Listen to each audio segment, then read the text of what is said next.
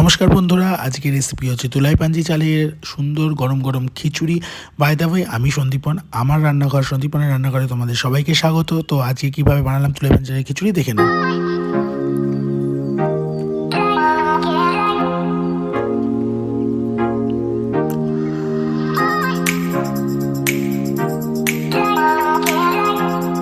এটা হচ্ছে তুলাই পাঞ্জি চাল। তো এটা এসেছিল। তো নর্মালি আমি ভাবলাম এই চালের খিচুড়ি আমি প্রথমবার বানালাম, তো তাই তোমাদের সাথে শেয়ার করলাম। তো কীভাবে বানালাম দেখো। প্রথমে আমি কী কী লাগবে সেগুলো সব নিয়ে নিয়েছি, যেমন মুগ ডাল, তুলাই পাঞ্জি চাল পরিমাণ মতন, আর বিভিন্ন রকম সবজি, মটরশুঁটি, আদা বাটা, গোটা গরম মশলা, কিছু গুঁড়ো মশলা, সব কিছু রেডি করে নিয়েছি। তো প্রথমে আমি চালটাকে ভালো করে ঝেড়ে পুছে পরিষ্কার করে নিয়েছি। এবার আমি ডালটাকে ভালো করে শুকনো কলায় ভেজে নেব, কারণ আমি অনেকে ধুয়ে তারপরে ভাজে, আর আমি ভেজে তারপরে সব একসাথে ধুয়ে রান্না করি। তো প্রথমে আমি ডালটাকে ভালো করে শুকনো খোলায় ভেজে নিয়েছি। তো দেখো, ভালো করে শুকনো করে একটু অনেকক্ষণ ধরে ভেজে নিতে হবে ডালটাকে।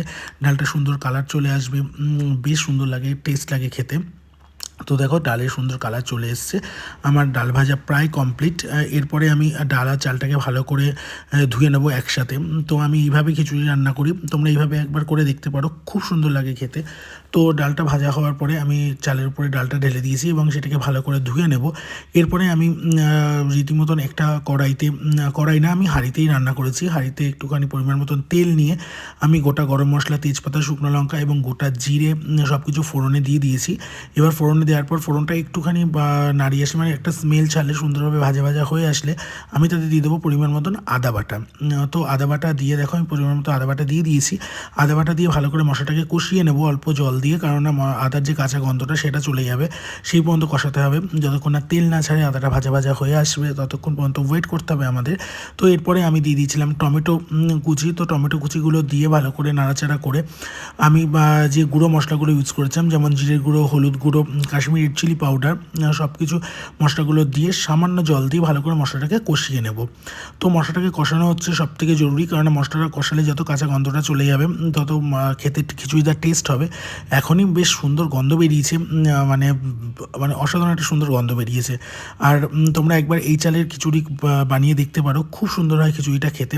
আর আমি ঠিক একটু ড্রাই ড্রাই খিচুড়ি পছন্দ করি বলে আমি খিচুড়িটা ড্রাই ড্রাই বানিয়েছি। এরপরে মশলার মধ্যে যাবতীয় যে সবজিগুলো আমি কেটে রেখেছিলাম সেগুলো দিয়ে দেবো, যেমন গাজর, বিনস, মটরশুঁটি, সব কিছু দিয়ে তোমরা আরও সবজি দিতে পারো।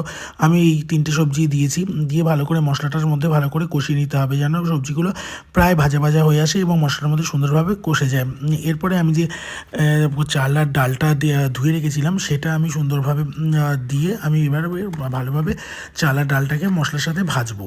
তো ভেজে প্রায় ভাজা ভাজা হয়ে আসবে, মশলার সাথে সুন্দরভাবে কষে যাবে। এটা একটুখানি সময় নিয়ে করতে লাগবে, আর ভালোভাবে নাড়াতে লাগবে যেন তলায় না লেগে যায়, কেন তলায় লাগলে খিচুড়ি মোটে ভালো লাগে না। তো দেখো, আমি সুন্দরভাবে কষিয়ে নিচ্ছিলাম। এবার যেহেতু আমার এক হাতে ফোন ধরা, এক হাতে করাটা ঠিক সম্ভব হচ্ছিল না, তাই তোমাদের কিছুটা যতটুকু পেরেছি ততটুকু শেয়ার করেছি। তো দেখো, মশলার সাথে চালটা, ডালটা আর সবজিগুলো দিয়ে ভালো করে ভেজে নিয়ে আমি যে পরিমাণ চাল আর ডাল নিয়েছিলাম তার ডবল পরিমাণ আমি জল ইউজ করেছি এখানে। তো আমি বেশ একটু ভুনা ভুনা টাইপ খিচুড়িটাই পছন্দ করি, তাই জন্য আমি সেইভাবেই খিচুড়িটা রান্না করি। আমি এইভাবেই খিচুড়িটা বেশি প্রেফার করি, এবং আমার কাছে এই খিচুড়িটা খুব সুন্দর লাগে। খিচুড়ি নানা রকমের হয়, কিন্তু আমার এই আতপ চালের খিচুড়ি, তুলাই পাঞ্জি চালের খিচুড়ি, এইগুলো না একটু ভুনা ভুনা টাইপ, একটু শুকনো শুকনো টাইপ, ড্রাই ড্রাই, বেশ ভালো লাগে। তো আমি পরিমাণ মতন দিয়ে বা জল দিয়ে আমি এটাকে ঢাকা চাপা দিয়ে দেবো, দিয়ে গ্যাসের ফ্লেমটাকে জোরে করে দেবো যেন সুন্দরভাবে ফুটে যায়। যেই সুন্দরভাবে ফুটে আসবে তখন আমি গ্যাসের ফ্লেমটাকে ধিমা আঁচে করে দেবো, কেননা তারপরে আস্তে আস্তে আস্তে আস্তে ডাল আর চালটা সুন্দরভাবে সেদ্ধ হয়ে যাবে এবং বেশ শুকনো শুকনো শুকনো শুকনো একটা ব্যাপার চলে আসবে।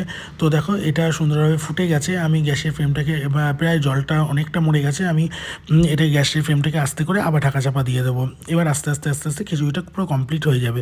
তো দেখো, কিছুক্ষণ পর আমি আবার খুলে দেখবো ঢাকনাটা। তো দেখো, প্রায় খিচুড়িটা জলটা মরে এসছে এবং চাল আর ডালটা প্রায় 90% সেদ্ধ হয়ে গেছে আর সবজিগুলো সুন্দরভাবে সেদ্ধ হয়ে গেছে। তো আমি এই পজিশনে আবার ঢাকা চাপা দিয়ে কিছুক্ষণের জন্য আবার ওয়েট করব, কিন্তু গ্যাসটাকে আস্তে করে রাখবো, গ্যাসটা জোরে দেবো না, জোরে দিলে তলায় লেগে যাবে এবং চালের ডালটা সুন্দরভাবে বয়েল হবে না, সেদ্ধ হবে না। তো দেখো আমার খিচুড়ি প্রায় কমপ্লিট, প্রায় বলতে কি পুরোই কমপ্লিট, পুরো জল শুকিয়ে গেছে। এবার যেটুকু জল আছে ওইটুখানি গরমের ভাপে ভাপে পুরো সেদ্ধ হয়ে যাবে এবং সুন্দরভাবে জিনিসটা মানে আরও সুন্দর হয়ে যাবে। এরপরে আমি নামানোর আগে গরম মশলার গুঁড়ো এবং ঘি দিয়ে আমি এটাকে আবার ভালো করে ঢাকা চাপা দিয়ে দিয়েছিলাম, যেন ঘি আর গরম মশলার গুঁড়োটা সুন্দরভাবে খিচুড়ির সাথে মিশে যায় এবং সুন্দর একটা টেস্ট আসে খিচুড়িতে। তোমরা প্লিজ এইভাবে একবার করে দেখতে পারো, খুব সুন্দর হয়। তো দেখো আমি কিছুক্ষণ ঢাকা চাপা দিয়ে রাখার পরে আমি আবার গ্যাসটা পুরো বন্ধ করে দিয়েছি, দিয়ে আমি এবার আবার কিছুক্ষণ পরে যখন খুললাম, যা সুন্দর গন্ধটা আসছিল, মানে মনে হচ্ছিল না মানে পুরো মানে সারা ঘর শুদ্ধ না, একদম পুরো মমা করছে গন্ধে।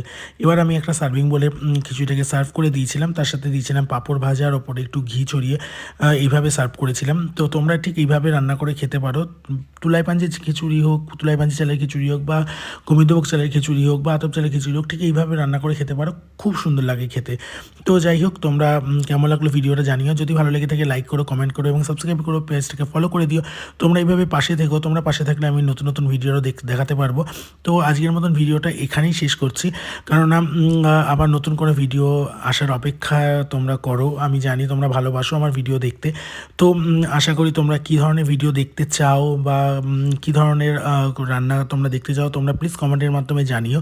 তো তোমরা জানালেই আমি এইভাবেই নতুন নতুন ভিডিও দিতে থাকবো। তো এইভাবে পাশে থেকো, সাথে থেকো। নমস্কার, আজকের মতন এখানেই বন্ধু।